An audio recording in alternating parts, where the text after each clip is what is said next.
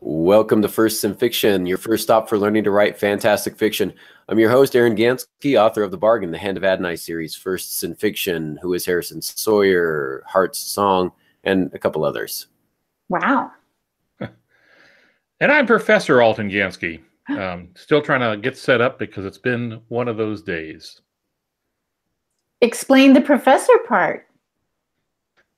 That's a new title, isn't it? Yeah, I'm an adjunct professor at Fresno Pacific University in the graduate program, where I get to afflict the saints even more. Okay, so I won't be taking any of your about classes, but yeah. Yeah, just got some of my books, and there's always a high learning curve. And I'm on the steep side of the learning curve right now. So it doesn't start till mid-June. That's good because I've got about 700 pages of stuff to get through. Wow, good for you. Well, so that's Aaron and Al, and I am Molly Jo Riley, producer of the podcast, curator of the Unemployment Cookbook, and the writer of the soon-to-be hopefully self-published mystery location novel, NOLA.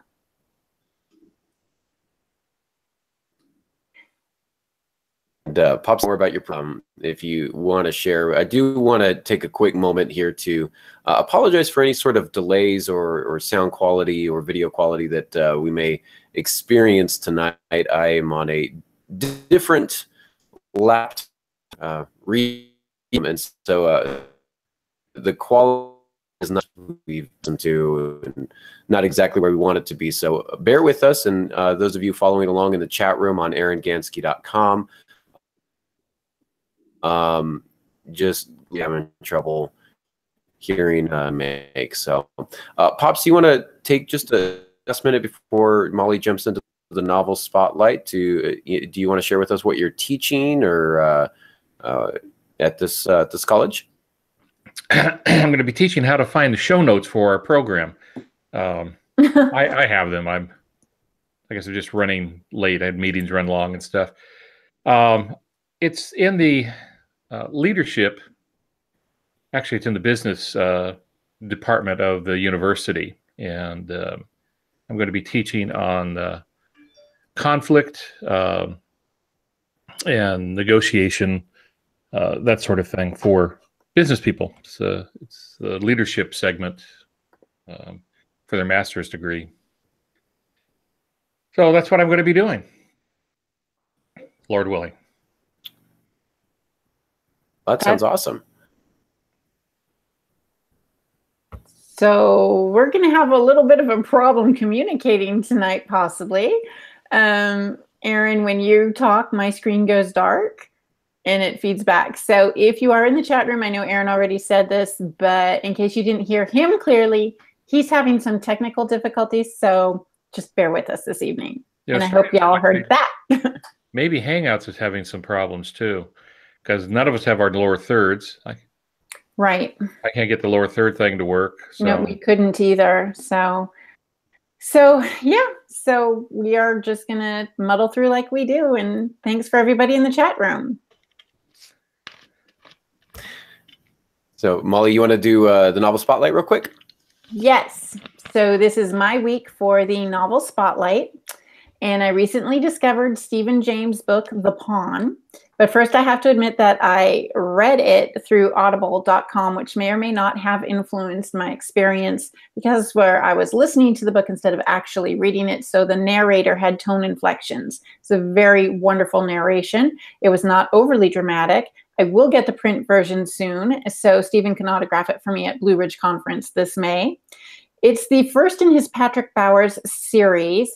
Patrick is an FBI agent who's tasked with finding a serial killer while still reeling from the death of his wife, trying to take care of his teenage stepdaughter who wants nothing to do with him. The writing was superb, of course. I read it as a study to learn how to write better grit. I don't want to say really dark, although it is a serial killer, so there's some darkness in there. And Stephen definitely knows how to write that well. It is dark, it is at times ugly, but it's also fascinating and compelling. He pushes the envelope of evil right to the edge without exposing details. He is not explicit. He says it all without saying it all, if that makes sense. So a sidebar here is I read it because I was struggling with developing writing NOLA, rewriting NOLA. people were telling me it was too dark for this market or not dark enough for that market. And I had messaged Stephen and asked him, how does he reconcile being a Christian writer who wins Christian awards while his books aren't overly Christian? And I asked because I thought it might help me figure out how to progress with NOLA. And he basically said they're not mutually exclusive. So to any of you out there who are struggling between your beliefs and your books, I highly encourage you to keep writing and reading. Excellent. Thank you. I did notice in the chat room that Dave mentioned I sound like I have sinus problems. That actually is not Google. I was going to say, that's the part that came through fine and clear. I'm drowning slowly in phlegm is what's going on. So I, excuse me. If Maybe not so slowly, huh? Yeah, I got a computer virus, I think is from Google. If we're going to continue blaming Google, it was the computer virus. So thank you for that. Shutdown. So thank you, Molly, for that. Stephen James, I think our chat room's pretty familiar with him. Our listeners probably as well, but very, very gifted writer. Definitely want to pick up his books. We've had him on the show once or twice, and he's always fun to have, and he's a frequent speaker at writers' conferences and the like. So very, very talented, very bright. You do well to pick up his books, not just on his fiction, not just his fiction work, but also his works on how to write fiction. Is it plot trumps stories trumps structure? Yeah, one of the highly regarded craft books out there. Very, very highly regarded. So if you get a chance to pick that up, you may want to do that. So we're going to jump in tonight talking about feeding the beast, keeping creativity fed. Now, I want to start this illustration that a pastor friend of mine, not my father, it was going to be running a marathon. I think novel writing is very much like a marathon. And so this pastor shared a story with me about how he was training to run a marathon with his wife. His wife would get up early, miles and miles and miles every blogs about how to run. Stay. He started and felt a little over his head when he started this. He ran for about 13 miles, and he got to the point where he was eating, and he said, "Please help me not eat."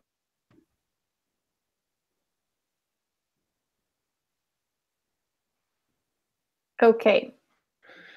Yeah, Aaron, we're losing you. You're freezing up. Jesus, so. please help. Yeah, hang on, Aaron. Trash. I just because he was running out of energy. Anything that you said, Aaron, you ran through the whole paragraph. And it occurs to me, I didn't need. It's on the show notes. It'll be on the show notes. So it was a good story. I read it in the show notes. It was a good story. Do you want me to give it a try? We'll keep that in. Yeah, go ahead, Al. I don't even think Aaron is on the same time frame as us. Yeah. No, there's such a lag, and then it's buffering. So, alrighty. Anyway, so what Aaron was saying was writing is like a marathon. And when he said it wasn't me that told him this illustration, he's absolutely right. And you know that because he's talking about the pastor running a marathon. And that has nothing to do with me. I've never been good at distance running or any kind of running.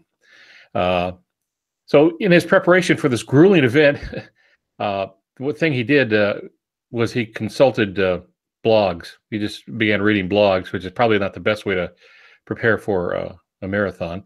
But come race day, he was a little more than over his head. So someplace around mile 13, and I'm impressed he made it all the way to mile 13, he saw a half-eaten Snickers bar that someone had dropped in the gutter. I always wondered what happened to that. He prayed earnestly, "Dear Jesus, help me not eat trash. Dear Jesus, help me not eat trash." So if you want to finish your novel, this is Aaron's point, you're going to need to do some high-octane you're going to need some high-octane fuel for your creativity, something to stimulate your mind, keep your passion for the project going. And so what we're going to do tonight is we're going to talk about some ways to draw inspiration and feed our creativity, because really that's our bread and butter. Writers have to start with creativity, and they have to remain creative through the whole process and into their next book and the like. So it's not always easy. So there are several things we're going to suggest as we go through here, as much as time will allow us.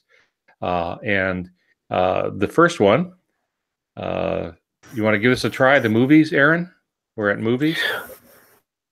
Give it a try. Dropped out. I was trying to fix it. Okay, now are you okay to hear me? No. At least I can't. No, not it. No. All right. So if I turn off my video. Okay, go ahead and give that a try. That seems to help a little bit. Okay, I'll turn that off. I'll be the talking book here for a bit. Those of you watching along. It's an audio book. Doing okay? We still doing okay, Pops? Yeah. Go ahead, audiobook. All right. Movies are one of the first things I think of when I think of creativity. They're usually very stimulating. I love not just the summer blockbusters, though. I'm a sucker for all the Marvel films, and they're on opening day every time I get the opportunity. And but a lot of times it's some of the smaller movies, the more artistic films, where you get a lot of the very good writing, the very good acting, the very good directing. And what I like about script writing, about watching movies, is not only is it a sensory experience where you get the visuals and the imaginative kind of take on different things, and the lighting and the way people use shadows and the movements here and there. But the way characters interact, some of their nervous twitches, their quirks, how they conduct themselves around other people. Some of those little minutia are very revealing. And I really like that. And I love a well-written movie. You can tell by the dialogue and how the dialogue kind of moves along. And the best movies, I think, have the best dialogue. And we can learn a lot as fiction writers from studying the craft of screenwriting, from watching movies, from the way a director sets up a shot. We can set up our description of a scene. And oftentimes I'll find myself thinking in terms of movies, like, how would I frame this shot? What would be on screen? What voice is coming from off screen? What does that sound like to the listener? And you try and find the words that are going to work together to create those sensory experiences. But then I go beyond it and I think, what can a movie not do that fiction can? Well, I can appeal to the sense of feeling, the texture, of smell, of taste. I'm going to try and hit those and develop those as well, so that I think of as a movie, but then a movie plus in fiction. What would we see in the movies? What would we hear? And then what else would these characters experience physically? So I find movies just to be very refreshing and very, very stimulating, and really kind of get me excited about writing again. Yeah, before Molly shares with us, you brought up something that, it triggered a thought, and that is that a novel can do some things that a movie cannot, even though a movie can do a lot of things that a novel cannot. But one of the advantages to the novel, and as I'll explain a little bit after Molly, I love movies. This isn't a complaint. But one thing that happens with books is you involve the reader in the process of picturing a scene. So you can describe a scene, but you never over-describe it, so you can let the reader have their personal input into it. Or a description, I think it was Stephen King who said, description begins in the mind of the writer and ends in the mind of the reader, because they bring something to it. With a movie, you can't do that. I mean, the person looks like the person. It's all displayed there for you. Really nothing wrong with that, but there's a certain little nuance that goes with that. And Aaron, when you said that, that made me think of that. Molly, you've got a couple of things to share with us. Yeah, regarding movies, I think they're great. They are a wonderful source of imagination. I will often do a media search on my Roku for New Orleans or whatever theme it is I'm currently working on. For the last 5 years, it's been New Orleans. I have found all sorts of movies from the atmosphere and dialect. I find them very helpful. But I will also often watch movies that, I've kind of memorized or know by heart, because then I'm free to pay less attention to them and let my mind wander. That gives me the freedom to put my characters into those situations in those movies. And as a character building exercise, I'll ask my characters what their favorite movies are. That's pretty revealing too. If you ask your characters and they start to talk back to you and tell you what their favorite movies are, you get a little insight into their character's character. Is that a thing? So that's pretty revealing. My favorite movies for inspiration have always been the Godfather trilogy, The Wizard of Oz, Willy Wonka and the Chocolate Factory, and of course, Gone with the Wind. Yeah, and if you talk to your characters and they talk back to you in public, you also get to be called psychotic. Little psychosis that goes with that. But I don't let the public know. I just pretend I'm on my phone. Yeah. Well, you just told everybody, but that's all right. I'm sure we won't share it on social media. No. Well, Aaron won't, because he doesn't know how, but Yeah, I think when Aaron started with this with the movies, he's spot on, because movies do feed creativity. And often if I'm stuck on a plot point or I'm just wrestling with things, one of my sure cures is to go to a movie. And I've solved a lot of plot problems, solidified story ideas by going to the movies. And none of those things have anything to do with the movie I'm watching. That doesn't matter. What matters is the theater is dark. So it's kind of a comfortable place. The movie screen is large and it's looming over you. And the stories, which are essentially the short stories, because movies are not very long, about 100 feature films, about 120 pages of script. That's not the prose that you see in a manuscript. So it's really, fairly short by comparison to a novel of 100,000 words or something like that. But these short stories play before our eyes, so we get the beginning, the middle, the end. We get all of it in a single sitting, maybe a couple of hours. Unless you're watching some kind of epic, it might be 3 hours then. Or a comedy might be 90 minutes, but it's all played out in front of us, so we see the whole thing. And that is a lot of help to our creativity. We see this going on, reminds us that it can be done and we can do it too. So sounds, dialogue fill our ears. Sometimes the visuals will help us with the setting of a scene. We see something that will stick with us. So that's enough to lure the creative creature that lives in our brain to come out and to help us out. So it will help your creativity by going to movies, good movies, and you'd be surprised how much help is there. Being surrounded by story opens the floodgate of ideas. I've gotten ideas for books, not because of the movie itself, but because of one line in the movie or because of one event in the movie. And then it just suddenly blossoms into something else. So consuming story breeds more story. So we always say you need to read, but I think you can consume stories in audio. One of the things I like to do lately is I've been listening to old radio programs. Because you can't see things, but you get it all in dialogue and description. So that helps out too. So consuming story breeds more story. And that brings us to the next one. Indeed. I'm trying to stay muted while you guys are talking to preserve as much quality as possible. But I did hear your crack about social media. Thanks for that, Molly Jo. What? Also, the most important thing about movies that we didn't mention is popcorn with lots of butter. Other ways to feed. That's creativity. That's how I feed my creativity, is buttered popcorn. Absolutely. Not the jelly beans, not the buttered popcorn jelly beans. That's not it. All right. The next one is reading. For me, you guys have heard me say this before. I love poetry. I love reading poetry. A couple reasons why. I think it has to do with the fact that it's not fiction, and it concerns itself not necessarily with story so much as sensory experience, as imagery, rhythm and meter, rhyme, musicality. Poetry is one of the art forms where you don't think just about what word to use based on the meaning, but you think about what the denotation and the connotation of every word, but you also think about which word sounds right, which word has the right amount of syllables, which word has the right ending sound or beginning sound. And it's thinking of language on a level that we normally don't.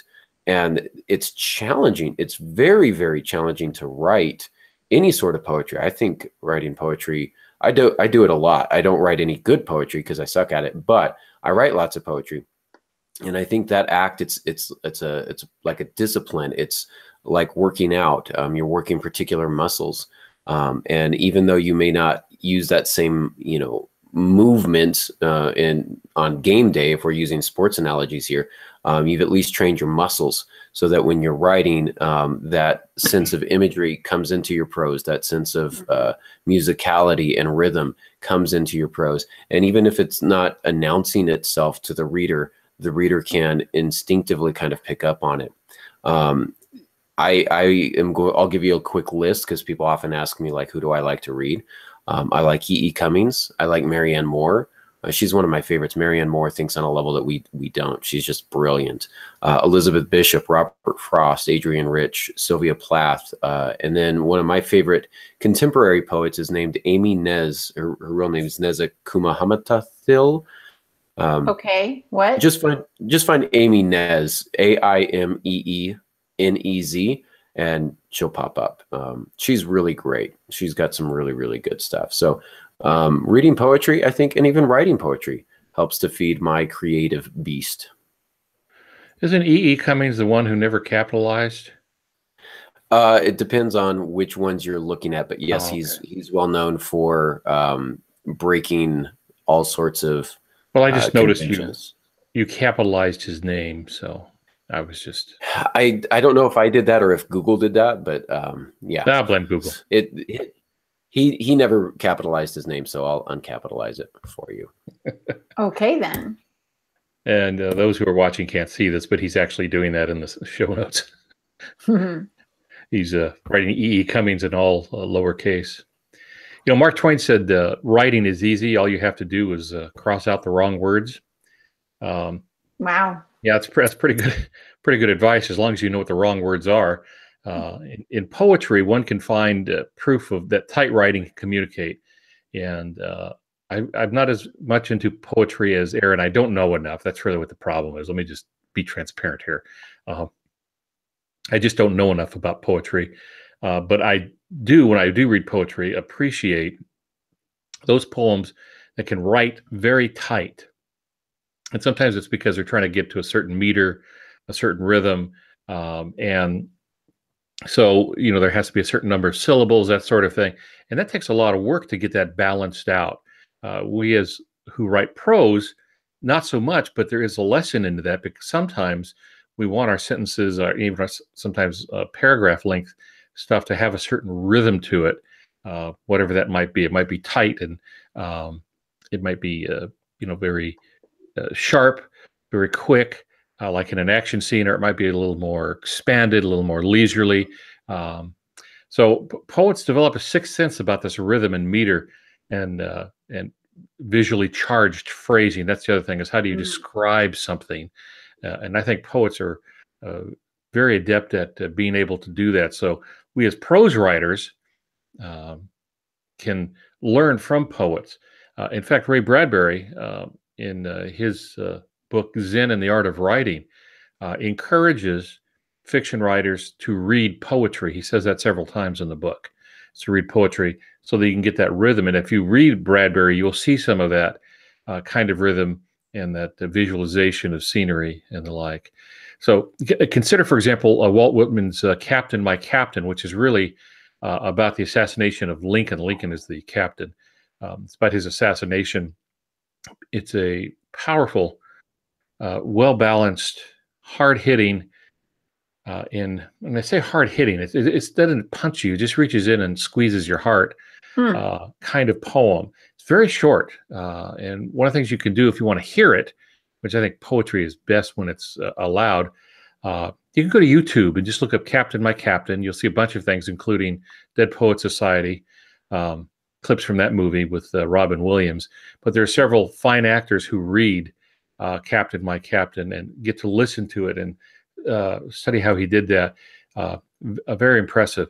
Another one that I've always liked in poems is Edgar Allan Poe's The Raven. His most famous work made him very famous and finally got him some money, though he struggled most of the time. So, but the rhythm in that And I think Aaron can tell us when he comes back on whether or not that's the iambic pentameter.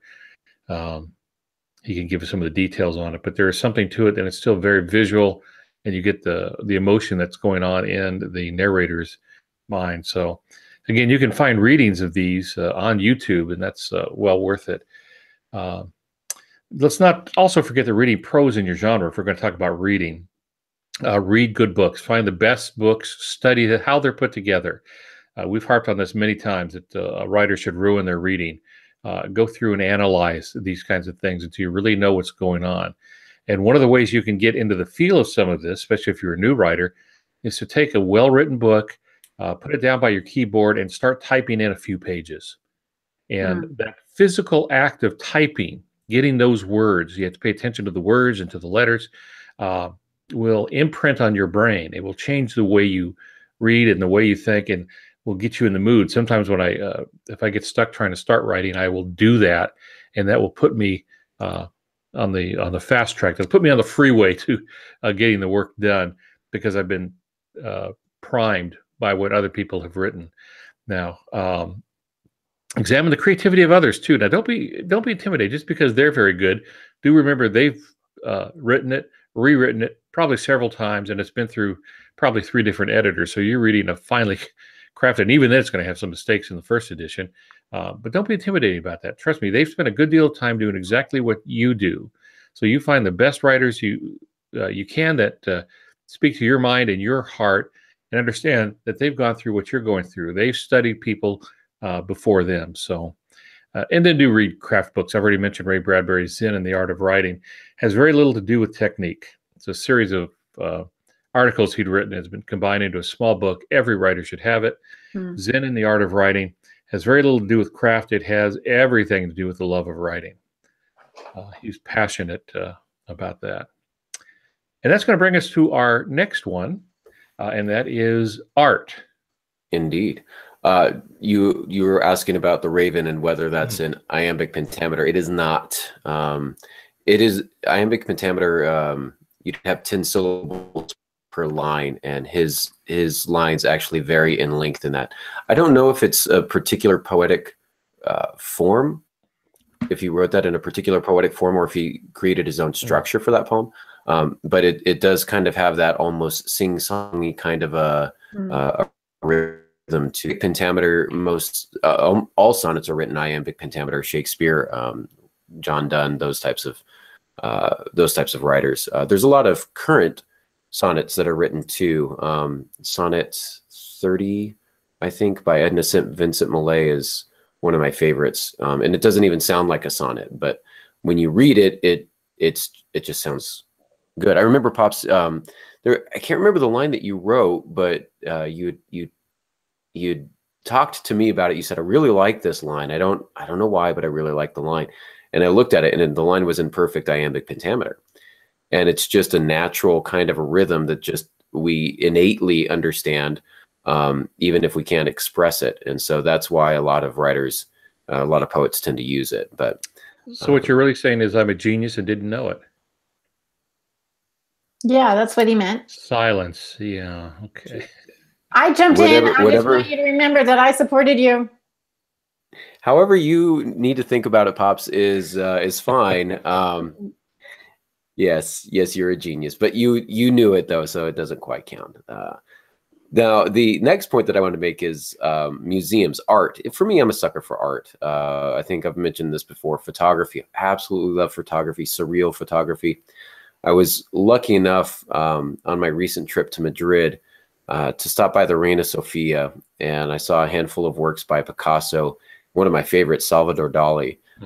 Really fascinating stuff, and you just want to stare at it and fall into the paintings, and then of course you want to write everything that you see and walk around in those imaginative landscapes. And what's remarkable is they do in one image what we seek to do with words. And I know that the saying goes, an image is worth 1,000 words, but I think oftentimes 1,000 images is still worth one word if it's the right one. And I think that street really goes both ways. But there's no doubt that when you look at these great works of art, that they convey easily 1,000 words, if not more. But at the same time, they really seem to emphasize one particular word. And if we were to, take a word like struggle, what does that look like visually? These people do amazing works in showing that in a variety of landscapes, in a variety of ways. And, whether it's cubist or impressionist or this or that or surreal, all the different movements, these works of art are really powerful. I love how they use light and shadow, how they choose which colors to use, how much of each color to use, which brushes to use, and the texture that it leaves on the canvas. So there's even a tactile type of a aspect to it. Now, of course, they didn't let me touch the Picasso. Apparently that's illegal, and the cops ran me out of the museum. But I just said, I'm just trying to be creative here. And it didn't fly, but just being able to be in the presence of that is really, really inspiring. That's very cool. First of all, I could totally see you doing air quotes, even though we can't actually see you, but when you're like illegal, I'm betting you were doing that. So you'll have to confirm or deny that in a moment. We are not all able to travel to visit such great museums as the ones in Madrid. So in this case, I recommend coffee table books, the local library, a park, which is Nature's Art, and the Smithsonian Channel's Aerial America. That is one of my favorite TV shows. The footage is shot from either a small plane or drones, and as the narrator tells the history of the area. So to see the world from a different perspective while learning about its history is really unique, and that tends, for me, that is my art. Yeah, I think Erin's really onto something here. And I'd summarize it this way: all creativity leads to more creativity. I'm not sure exactly why it works that way, but it does. And it doesn't have to be the same kind of creativity. Now, we can draw inspiration from a sculpture, which can lead to a story, or a painting of some sort, and you can imagine that as a setting and then build upon that. Architecture inspires me. Of course, I spent 10 years in the field, so I still love looking at buildings and designs, blueprints. It's still kind of an art form for me. So sculpture, painting, architecture, music, as we'll see in a little bit, even industrial design. Industrial design are people who design the products that we use. And one of the early ones, and one of the most famous, was Henry Dreyfuss. Ended up having kind of a tragic end with he and his wife, but I came to learn about him because of the typewriters I collected. And there's a particular typewriter known as a Quiet Deluxe that he redesigned for the company. And he made a lot of changes to it by analyzing how the typewriter works. Once you understand what he's doing there, you can sit down in front of this typewriter and go, see, it's not glossy like the ones that came before. And that's because the typists were complaining about headaches, and then the way the keys are dished and all of these different things. And he made a huge change. They began to change in with other typewriters and other things. But the point was, he was an artist working in an industrial area, manufacturing area. So his creativity was not that kind of sculpture, but it was putting things together, everything from the way a train engine looks to the way the phones that we use that are very familiar to us, but it went through hundreds of hours of design before it ended up in homes, all of those things. Well, I find all of that very creative, inspiring too, that it motivates me to see some people do that. And that brings us to our next one here, which is music. Indeed it is. And I will confirm I was doing air quotes. Thank you, Molly.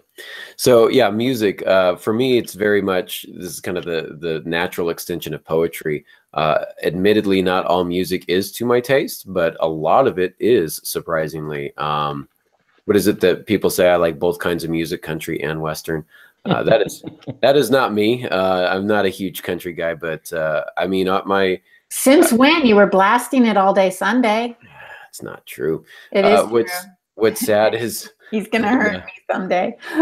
my Google playlist, whenever I'm feeling lucky, Google says, I really don't know. I mean, is it jazz today? Is it, dubstep? Is it rock? Is it, folk? Is it, classical? What are we listening to today? Video game soundtracks? Yeah, I listen to video game soundtracks. But I'm coming from a place where I was a musician for a number of years. I think of music as the composition of a piece and how the melodies and the harmonies work together, how they're structured, the repetition of it, and not just the repetition of a chorus or a verse, but also the deliberate changing of those choruses and verses, what the artists add to it. Where do they get louder? Where do they get softer? The dynamics of it. That was one of the things that I really stressed in the band, was I wanted to have dynamics.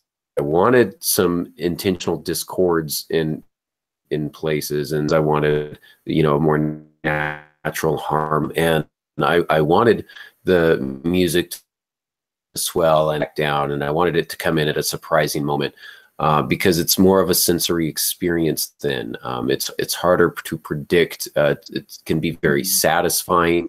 But there's also something very satisfying, folk songs and expected patterns of notes and scales and things of that nature that are somewhat innate within us as well, that repeat from song to song to song to song, and they become familiar and comfortable. So music, in terms of the composition of a piece, and if you really listen to music and take some time to kind of break it down and ask yourself questions like, how are they structuring it? How do the words work with the music? How do the words work against the music? How can I create something similar in my fiction? A lot of the best music doesn't even have words, but it has a story nonetheless. And it's nice to be able to listen to some instrumentals and write the stories that come from the musical adventure that you're partaking in.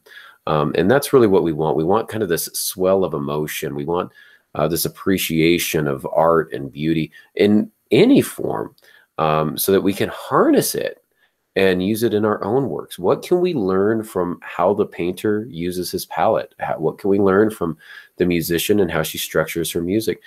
These are questions, I think, that kind of come to me naturally as an artist. And then of course the extension of that is, how do I use that? How do I emulate that? How can I, with words, create a similar experience? I want people to read my work and feel the way they feel when they listen to this particular song. It's a challenge, but I think that they do it. Okay. Well, we lost Aaron again. Better you get, and again, it just. Okay. Yeah. He killed his microphone. Go ahead, Molly. Okay. Well, I would say I definitely agree. I find when I'm writing, it's best to have themed music in the background.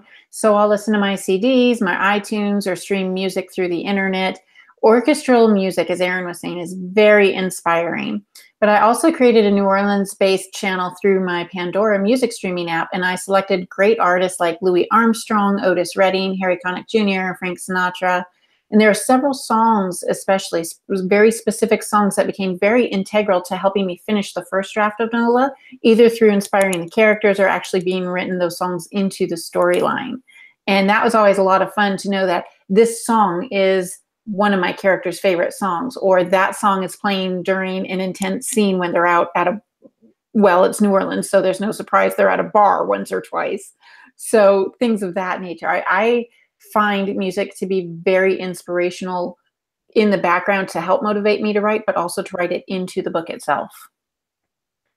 Yeah, music has been shown to improve concentration. I remember listening to a study, I guess it was done in Russia, but listening to some teaching based on a study that Baroque music helps people study and remember things if they listen to Baroque music. What's the old joke in music? If it ain't Baroque, don't fix it. Fix it. Yeah. Nice. Okay, we'll move on from that. But really, I think in this situation, you have to find what works for you. It's not going to be the same. So Right. I went through a long phase where movie soundtracks are the best thing for me. And then sometimes I would listen to certain classical ones, depending on what I'm trying to do, like Mozart's Requiem Mass. I'm trying to do something dark and heavy and foreboding. Was good. Sometimes something light if the mood in the particular scene or that particular chapter is kind of light. But find what works for you. There's certain types of music I cannot listen to and work. There are some that I can turn on and I don't even know if I hear it, because it helps me channel my concentration into what I'm doing. So one of the others I would suggest trying, if you're experimenting with this, is get on your smartphone or Pandora. You can do this also. I don't know about the others. If you're not familiar with Pandora, Pandora is a free music playing thing you can play over your computer, and you can choose what you want. But nature sounds. I can always work to the sound of rain. Yeah, that's actually a good tip. That's true. That one works very well.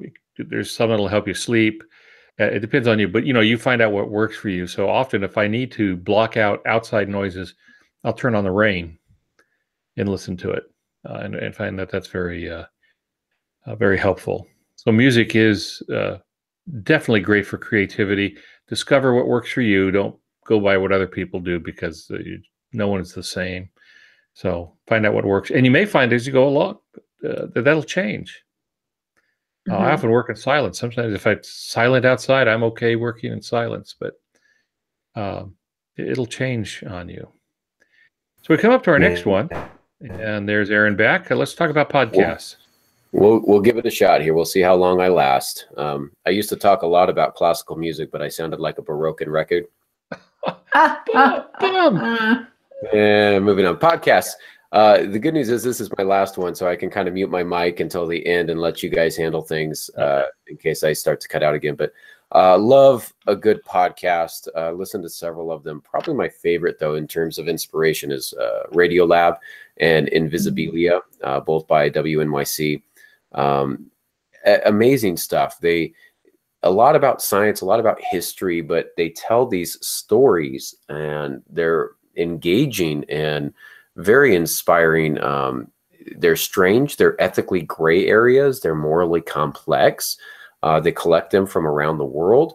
And every time I listen to it, I go, there's a book in there. There's a novel in there. I've got to write something like that. As a matter of fact, I've got several of them listed that I want to kind of go back to and listen when I'm looking for another novel idea. Just really fascinating stuff that you would never think of on your own. And it's all nonfiction. It's all true stuff, but some of the most inspiring, strangest stuff that we see is true. And a lot of our best fiction is inspired by real events. So I would highly recommend Radiolab and Invisibilia. I'll go ahead and put links to their websites in the show notes while Molly takes over here. Great, because Sophia in the chat room is just asking for those podcast links. So fantastic. So early on, Aaron, when you were helping me write the I was going to say first, but it was really more like the fifth draft of NOLA, I discovered that one of the characters is an adult with autism.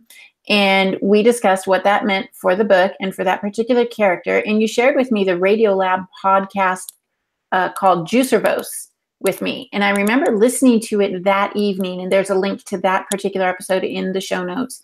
And I listened to it that evening after we spoke, and I just had this very overwhelming feeling, because it was an affirmation that how I was writing the character was spot on. I was writing the character perfectly, but it also, it made me very, very sad, because it was a true story. And I have such a heart for people with autism who seem to be unable to have a barrier to true communication with others. I was able to use those emotions as I wrote how the autism affected both the particular character and those around him. So that was really instrumental in helping me make sure that I was developing my character very authentically, which is obviously something very important. I want to make an authentic character, of course.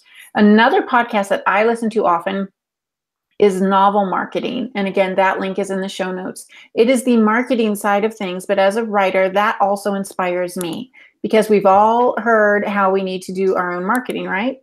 So James Rubart and Thomas Umstad have been doing this for years. They have a great podcast episodes with guests, and their brand is fantastic for novel marketing. They have tools, plugins, downloads, everything to help authors with their marketing, and a lot of self-publication tips as well. It doesn't have to be self-published, but even if you're traditionally published, a lot of them want you to do your own marketing. So this will help you with that. I highly recommend it because it helps keep the business side of things in perspective. And from my perspective, if you're serious about writing, you also need to be just as serious about the marketing. I don't listen to a lot of podcasts. There are some that I do, and I think they're very valuable. We live in a wonderful time. We have so much information available to us. You can learn almost anything and never leave your computer. So it's a great time, and a lot of these podcasts are very good. So there's some of those are sometimes they're called vlogs or video casts or netcasts. On YouTube, there's a lot of ways to learn things from people. So, but I get inspiration from science and history documentaries, and that's just me. I love documentaries. I sometimes wish I had gone into the making of documentaries. I love them dearly. One of the most useful things I think a person could do is make documentaries, real documentaries. I think you would be good at that. I think if you want a second or third career, that would be it. You would be really good at that. You could even do the voiceovers. Well, I used to do voiceovers for things. I used to do voiceovers for commercials. Well, there you go. Even for a radio station. Sunday, Sunday, Sunday. But that's enough of that. That was so cool. Do it again. Sunday, Sunday, Sunday. I had to do one for a car dealership. Drove me nuts. Car dealership. I'm going to diverge a little bit here since we have a couple minutes, but they have these things called donuts. And it's not the donuts you eat. It's the way the background audio is set up. So you'll hear music come up, and then they'll be singing, and then the singing stops, but the music continues. You have to do your voiceover in that before they start singing again. And you have to end it right as they start singing. That's called kissing the post. And that just used to drive me nuts because I was always be a couple seconds off. But anyway, I diverge. Anyway, I get inspiration from science, history, documentaries, those sorts of things. But as I watch them, I also listen for information, which sometimes inspires me. It gets my creativity going because I'll see something in the research that they revealed that I think makes for a great story or an aspect to my story or a character. See somebody. So it's a good way to recharge creativity is to just pull in information. Which I think all writers need to be doing. They need to be soaking up some information, keep the gray cells working. I like that. That's very cool. I added a category to the show notes, which is food. It is no secret that I love being in the kitchen. I have people come over just so I can cook for them. And because even our characters have to eat, I love exploring the flavors that they enjoy. There are restaurants I've experienced and recipes I've tried, and I try to take those moments and write them out. A well-rounded character is going to have food that they like. They're going to grimace when they taste something they dislike. I like to immerse myself in the experience of eating so I can translate it into my characters' lives. So, did you have a comment on there, Al, Aaron, anyone? No, I just like food. So No, I love food. My characters love food. That's what I meant. I meant my characters really like food. So there's a whole genre based on food and recipes. They're mysteries. Mm-hmm. And I don't know how many authors there are that are doing that, but there's a good number of them. It's almost become a full genre, like, romantic suspense or something, but it's all food based. And you can recognize them because all their titles are puns. Yep. I would absolutely love to do that. I would love to, but my next book is not food based, so I can't. My next category is social gatherings. Because whether I'm in a coffee house alone or out with friends, just being in a place where other people, it often spurs my imagination, and people watching is a great treat. An ex-boyfriend and I used to play this game where we would just sit and watch people and ask ourselves, what's their story? So we'd come up with who they are, why they were the way they were, what drama they had to overcome, what their problem was about to attack them. Basically create a story based on just the physical appearance of two people 3 booths over, or somebody walking down the sidewalk. And as a creative writer, it helps me to create or investigate characters and put them in interesting situations. It's always a lot of fun. Yeah, I'm going to take just a little divergent path from that, because I think you bring up something that's very good here. Sometimes changing your location will spur your creativity. I used to do a lot of work at Starbucks. Part of the reason was I would sit down at Starbucks and say that in some of those harder chairs, I'd find the hard chair at a table and sit down and tell myself I cannot leave until I've done 3 pages or 5 pages or something like that, whatever my goal for the day was. But I just can't leave until I do that, and put on the headphones so I could block everything out. But being in a different location made a lot of difference for me. So it wasn't so much a social gathering for me, but it was a place different than where I normally work. So sometimes switching it up in your house, going outside to work, going to a coffee shop. I mean, that goes all the way back to Hemingway and stuff. So, it's a good practice. Yeah. I'm going to diverge on your divergence and counteract that, because I discovered that a lot of my creativity is actually staying in the same place by having those triggers of being at a specific desk. I have 3 desks in my house, and being at a particular desk set up a certain way with my laptop, with my, hot tea or coffee on the right and my dictionary on the left. If they were switched, then all bets are off. I had to have my Pandora on a specific channel. And if my cat got up there and knocked one of the pens, then it would take me 20 minutes to regroup. I'm trying to overcome that, because I think some people call that OCD or something.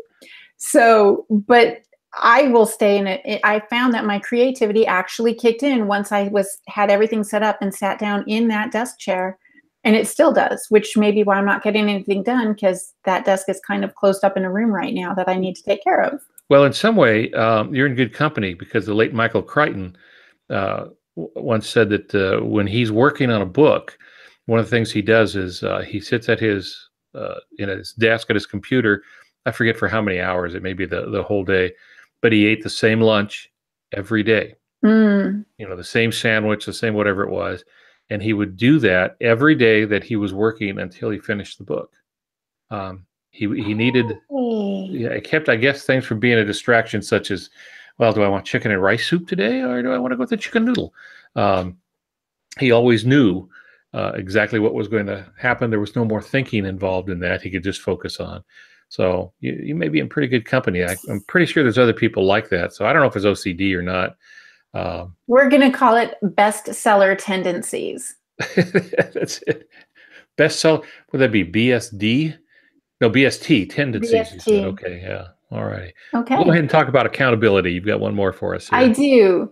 Accountability sounds more like a responsibility, but for me, it actually is very inspiring, because I find when I'm struggling with writer's block or just not, feeling it, one of the best things I can do is pour a glass of wine and make a phone call or send a text. There is a very small group of people I will talk it over with, and whether it's a 5-minute or a 2-hour conversation, at the end, I usually feel very directed and excited about moving forward. And I do have a note in here that sometimes I forego the conversation and just drink the wine, but that's maybe a joke, maybe not a joke. I will actually, when I'm sitting at my desk doing these conversations, keep people on speed dial and text my best friends every 20 minutes. Oh my gosh, I just wrote 500 words. Oh my goodness, you won't believe what's happening to the characters now. Their excitement in responding to me, while other people think it is an interruption, my being able to check in with them every few minutes and tell them that I've progressed is an accountability, and that helps me to move forward with my writing. And again, learning the way you work, see, that would drive me absolutely nuts. I've been told that I drive people nuts quite a bit. Yeah, no, I mean, just that whole process, I become more insular. I pull into myself when I'm working. I don't reach out. I don't talk to other people about what I'm working on. But see, that's me. That's the way my brain is wired. So I don't know if it's good or bad. I didn't ask for it one way or the other. It is the way it is. So, and that's very important. I think I always harp on this. know how you're wired when it comes to creativity. It's not going to be the same as everyone else or anyone else. You have to learn the way you're wired, and then you play to that strength. If you can do that, your life will be a whole lot easier. So the accountability there. Well, do we have any questions from the chat room? Let me. The room of the chat. Not so many questions, I don't think. Great conversation. We have 1, 2, 3, 4, 5, 6, 7 to 8 people in the chat room. So that was very exciting. Sophia Hansen says she has friends who pray and then ask about how her writing day went. When her husband invests in her writing, like pays for a conference or buying a program, it makes her view it more seriously. Tess DeGroot likes accountability through NaNoWriMo and Camp NaNoWriMo. Dave is making comments about putting me in a padded cell. We're going to ignore him. There is a copy of Why Man Creates. It is a 1960s documentary on creativity. Dave says it's old, but it still works. You can find it on YouTube, or Tess will have a viewing party for the locals. I'm going back. We did give out the podcast titles. It looks like those are all the questions. Again, it was just a lot of great conversation. Sorry, that reminded me, there's a great book. I can never pronounce the guy's last name. I think it's Czechoslovakian, Polish, something like that. He wrote a book on creativity, and it's a great book. But what he did is he sent out questionnaires to all these creative people, different fields, asking them why they did the things they did and how they did it and stuff, and how they reached that level of success. And Selver wrote back, I've reached this level of success by not answering questionnaires. That's awesome. So you see, that would be mine, where other people, go through and fill this out and then, get their secretary or assistant or whatever to send it off. So just have to say, because I don't waste time filling out questionnaires. Okay. And those are the people who are very protective of their creative time. So different strokes for different people. Well, that's our show for tonight. Next week, we have a viewer-submitted topic, so something a little bit different. We're going to be talking about juggling multiple plot lines. How do you keep them all together and not conflicting, and make sure they all get the proper attention? So we're going to be talking about that. And you can reach us through aarongansky.com, franklymydearmojo.com for Molly, and then for me, altongansky.com. And I see that Aaron's mic is back on. So did you have something else, Aaron? I'm just seeing how smoothly this runs without me. You guys are on fire tonight. I think I'm slowing this production down here. So I don't know how to respond to that, because I was told to tell the truth. We miss you. Yeah, I bet you do. Well, we do appreciate. What's your name again? Everyone who. Well, I do appreciate everyone who stuck with us through the technical difficulties, and all for watching. And until next week, good writing.